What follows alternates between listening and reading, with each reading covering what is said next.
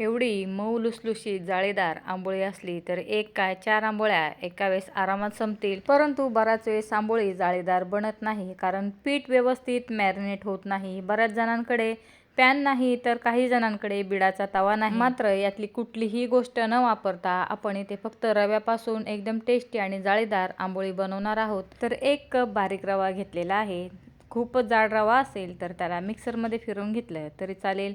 1 किंवा अर्धा कप नेहमीचे जे पोहे आहेत त्यांना भिजवून त्यातील पाणी काढून घ्यायचं आहे. जेवढा रवा आहे तेवढंच दही घ्यायचं आहे. माझ्याजवळ ताक होतं, त्याचा मी इथे वापर केलेला आहे. आता मिनिटभर मिक्सरमध्ये फिरवून घेतलं आणि हे सगळं बॅटर आता एका बाउलमध्ये काढून घ्यायचं आहे. आता मिक्सरच्या भांड्यामध्ये थोडं थोडं पाणी टाकायचं आणि सैलसर बॅटर इथे बनवून घेतलेलं आहे. मिक्सरमध्ये दळल्यानंतर मी टोटल याच्यामध्ये 1.5 कप पाणी टाकलेलं आहे. आता चवीनुसार मीठ टाकायचं आणि चांगलं मिक्स करायचं.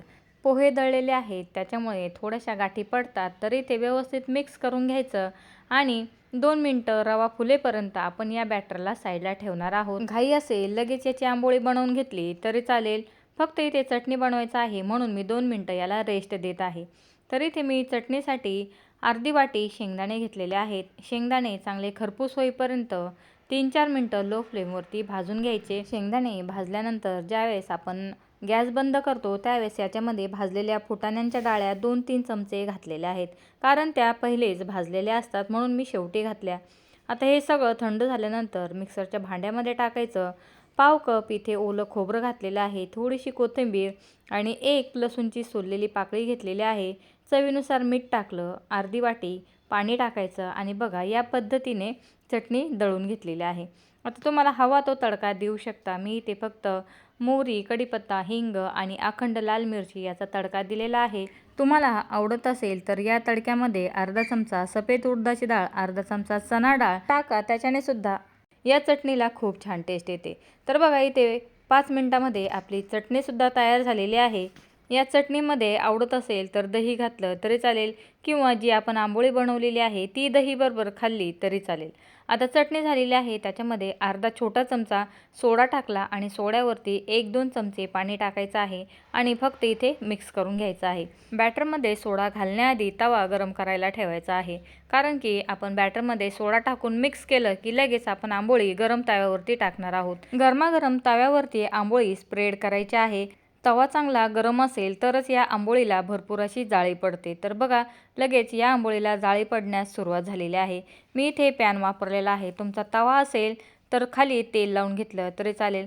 आता गॅसची फ्लेम हाय ठेवलेली आहे. आंबोळीला चांगली जाळी पडली की गॅसची फ्लेम लो करायची आणि आवडत असेल तर साईडला तेल टाकायचं आहे. बऱ्याच ठिकाणी बघा आंबोळीला फक्त एकाच साईडने भाजलं जातं आणि एक साईड तिची व्हाईट आहे ती तशीच ठेवली जाते. पण खूप जाड जर आंबोळी ठेवली तर त्याचा जो वरचा पार्ट आहे तो व्यवस्थित भाजला जात नाही किंवा वरती कच्चं पीठ आहे ते तसंच शिल्लक राहतं. मग अशा वेळेस आंबोळीला पलटी करायचं आणि लो फ्लेमवरती फक्त अर्धा ते 1 मिनटं भाजून घ्यायचं आहे.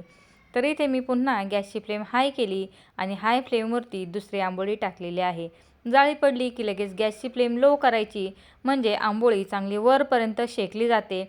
आता गॅसची फ्लेम जर आपण लो केली नाही तर बघा जो वरचा पार्ट आहे तो कच्चा राहतो, व्यवस्थित भाजला जात नाही. म्हणून थोडीशी पातळ आंबोळी टाकायची आणि आंबोळीला जाळी पडली की गॅसची फ्लेम लो करून 1-2 मिनटं आंबोळीला भाजून घ्यायचं आहे.